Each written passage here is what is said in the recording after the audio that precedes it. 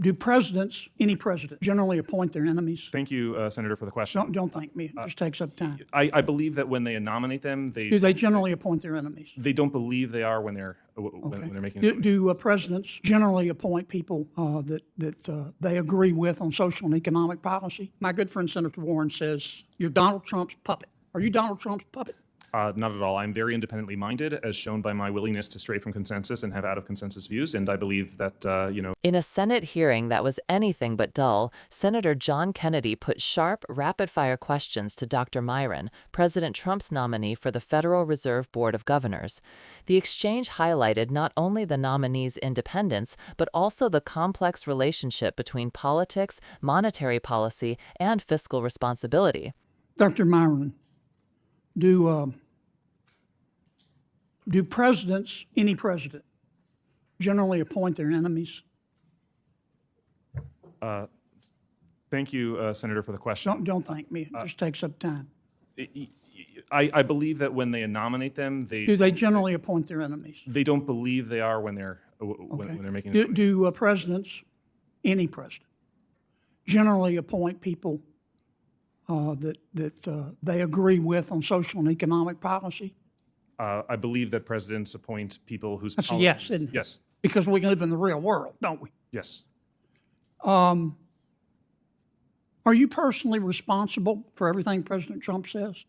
No, my role as the chairman of the. Before President Trump says something as President of the United States, does he call you up and say, Stephen, I'm about to say this and I want your approval? Does he do that? Never. And after the president says something, does he call you up and say, Stephen, was that okay? Are you okay with this? Nope. I have an advisory role. Okay. Now, sometimes intelligent adults, reasonable people disagree. Is that true? Very often.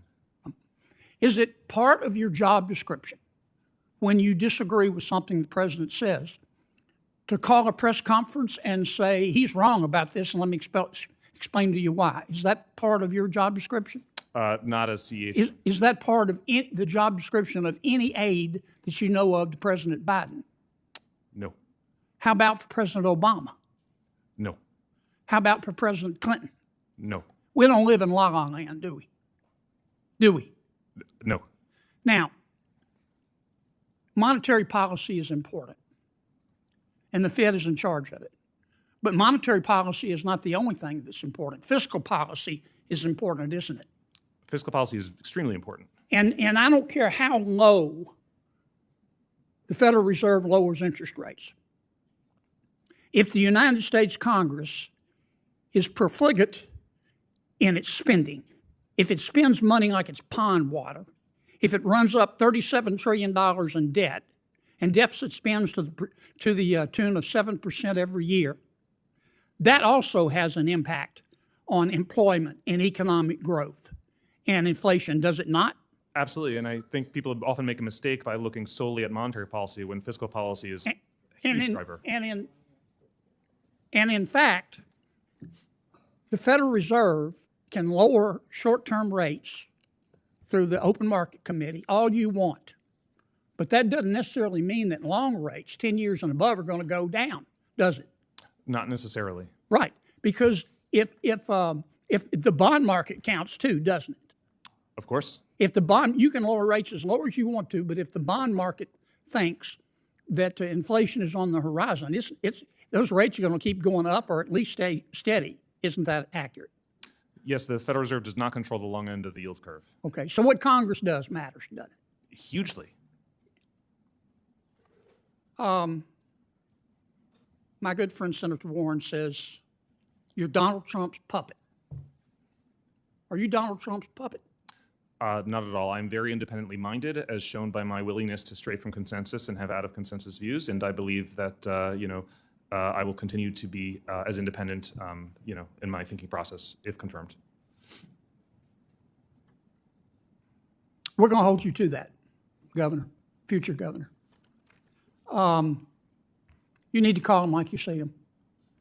There's nothing wrong with politicians in Washington offering their opinions. You can't stop them.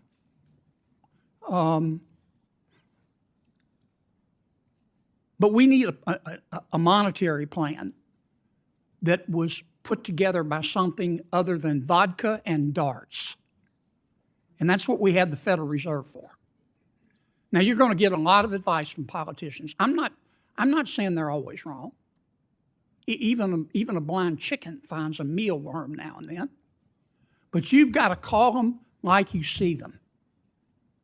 And ignore, nothing wrong with people giving their advice, but ignore all the rhetoric from all politicians. Will you give me that commitment? I do commit to that. Thank you. Thank you, Mr. Chairman. Kennedy began with his trademark bluntness. Do presidents appoint their enemies? Do they appoint people who disagree with them on fundamental policy? Of course not, Myron conceded. Presidents choose allies, not adversaries. That set the stage for Kennedy's larger point. No matter the administration, whether it was Trump, Biden, Obama, or Clinton, aides do not exist to publicly contradict the president. They advise privately, but they are not mouthpieces holding press conferences to correct their boss. This line of questioning was not just about Trump. It was about the realities of power in Washington. As Kennedy reminded the room, we do not live in la-la land. Politics is politics, and aides, no matter how independent, serve presidents who ultimately make their own decisions. But the senator pivoted sharply from politics to economics. He reminded Myron and the audience that while monetary policy is vital, it is only half the story. The Federal Reserve can cut interest rates, but if Congress spends recklessly, piling up trillions in debt and running deficits year after year, the bond market notices. Investors anticipate inflation and long-term interest rates rise no matter what the Fed does in the short term. In other words, fiscal policy, the taxing and spending choices of Congress, carries as much weight as monetary policy. This was Kennedy's larger message.